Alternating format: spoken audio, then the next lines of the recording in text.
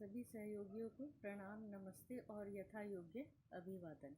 मैं सुनीता अपने channel astro Sunanda पर आपका स्वागत करने के लिए आतुर हूँ। कुछ ज्योतिष की बातें उसकी दुनियादारी के साथ, क्योंकि ज्योतिष एक विज्ञान है और कला भी। पिछली 5वीं कड़ी से हम चंद्रमा की नेगेटिविटी की बात कर रहे हैं। कृष्ण पक्ष में पूरा आकाश एक काली चादर से ढका होता है, जिसमें तारे बहुत गहरे में समा गए प्रतीत होते हैं। नेगेटिव मन में भी एक इसी तरह के आधिपत्य का भाव होता है। वो आसक्ति में भी बस अपने लिए कंफर्ट जोन चाहता है। दूसरे के मन का आकाश एक जुगनू जैसा रह जाता है, टिमकता है, छिप जाता है।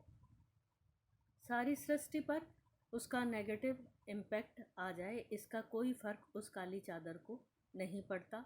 वो खुश है, उसका आधिपत्य, उसकी फैलाई उस काली चादर पर लगातार बढ़ता जा रहा है।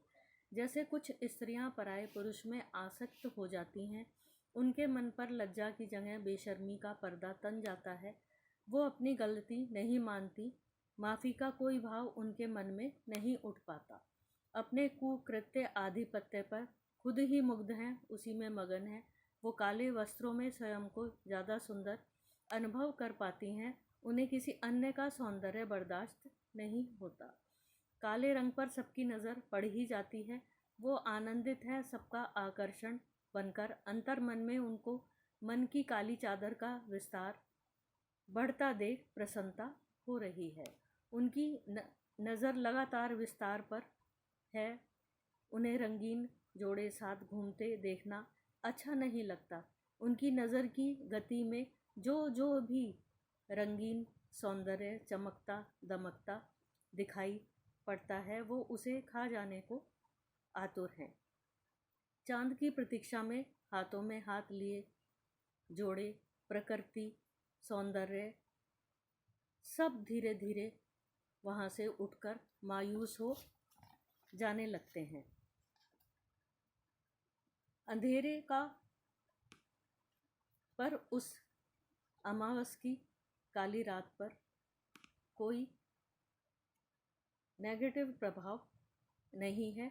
वो अपने उस नेगेटिव प्रभाव को और बढ़ाकर टूटते हुए तारों का आनंद ले रही है, जो आकाश में सुर्राग कर राख बनकर नीचे टूटते गिर रहे हैं और किसी की रूह तक जा रहे हैं। यहीं से शुरू होता है अगले पिछले जन्मों का कनेक्शन। प्रकृति का स्पर्श निश्चल है। ये चांदनी, ये कालिमा सिर्फ दिखाने भर की नहीं है। ये एक प्रकृति का पूरा तारतम्य है, आने का और चले जाने। कुछ चंद्रमा की चांदनी के साथ आगे बढ़ जाएंगे, लक्ष्य तक पहुंच जाएंगे। कुछ उस अंधेरी कृष्ण पक्ष की काली रात में अपने ही मन के भीतर की कालिमा में कहीं खोकर रह जाएंगे, वहीं समाप्त हो जाएंगे। जन्माष्टमी भी आने वाली है। कृष्ण का जन्म भी उतार चढ़ावों से भरा हुआ रहा। अगली कड़ी में उनके जीवन की 3 प्रमुख स्त्रियों की चर्चा हम करेंगे। चंद्रमा की 27 रानियों की बात भी होगी नक्षत्रों के रूप में। तब तक के लिए सुनीता को आज्ञा दीजिए और मेरे चैनल एस्ट्रो सुनंदा पर बने रहिए। उसे लाइक सब्सक्राइब भी कीजिए। धन्यवाद, नमस्कार।